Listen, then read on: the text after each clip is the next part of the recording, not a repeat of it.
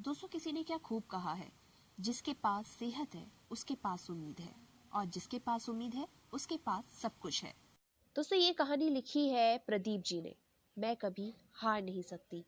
यह कहानी मधुबन गांव में रहने वाली उस समन की है जिसकी उम्र मात्र 12 साल थी।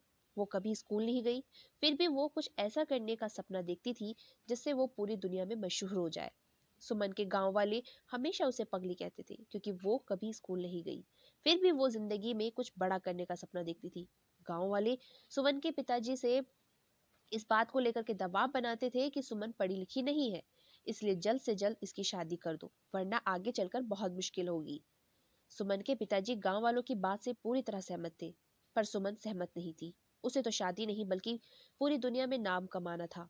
कुछ ऐसा करना था जिससे वो उस पर लोगों को बेटी होने पर गर्व हो। सुमन के लिए ये सब कुछ करना आसान नहीं था। गांव वाले इस बात से बेखबर थे कि वाकई सुमन करना क्या चाहती थी। वो किसी को इस बारे में नहीं बताती थी। वो एक अच्छी चित्रकार है, उसे बचपन से चित्र बनाना अच्छा लगता था। शायद यही वजह थी कि उसका मन पढ़ने में नहीं लगता था, और इस वजह से वो कभी स्कूल नहीं गई। उसके पिताजी को उसका चित्र बनाना अच्छा नहीं लगता था। उन्होंने कई बार सुमन के बनाए गए चित्र को आग के हवाले कर दिया था। फिर भी सुमन हार नहीं मानी। वो चित्रकारी करती गई और करती गई। जब सुमन नहीं मानी तो उसके पिताजी ने उसे उसके हाल पर छोड़ दिया था। एक दिन सुमन अपने कमरे में चित्र बनाने में इतना खोई हुई थी कि उसके पिताजी उसके पास जाकर खड़े हो गए। उसे बिल्कुल एहसास नहीं हुआ। तो सुमन, तुम नहीं मानोगी, सुमन के पिताजी ने कहा। ये बेवकूफी वाला काम तुम्हारे किसी काम का नहीं है और ना तुम्हारे काम आने वाला है। पापा, आप हमेशा मुझे नीचा क्यों दिखाना चाहते हैं और नीचे क्यों गिराना चाहते हैं? सुमन दुखी मन से बोली। मैं जिंदगी में कुछ करना चाहती हूँ, आप मुझे बार बार क्यों रोकते हैं? अगर हमें इस गांव में रहना है तो तुम्हें वही करना होगा जो गांव वाले चाहते हैं।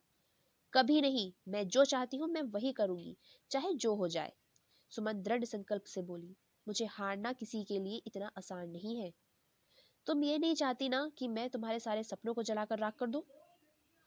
पापा, इंसान में इतनी ताकत कहाँ कि वो भगवान के दिए गए हुनर को जलाकर राख कर दे। सुमन ने कहा। आपने मेरे बनाए गए चित्रों को जलाया है, मेरी हुनर को नहीं। गांव वाले ठीक कहते हैं कि तुम्हारी लड़की पागल हो गई है, सुमन के पिताजी ने सख्त लहजे में कहा। उसे इलाज की जरूरत है। पापा, आपको पता होना चाहिए कि दुनिया में जो भी बड़े काम हुए हैं पागलों ने ही किए हैं और करते रहेंगे। सुमन बोली। मैं भी उन्हीं पागलों में से एक हूँ। मुझे लगता है तुम्हें समझाना बेकार है, सुमन के पिताजी ने कहा और तुनकते हुए कमरे से बाहर चले गए। जी हाँ दोस्तों, ये कहानी थी सुमन की। मैं कभी हार नहीं सकती, और वो ना तो हारी और सफलता उसके कदम चूम रही है।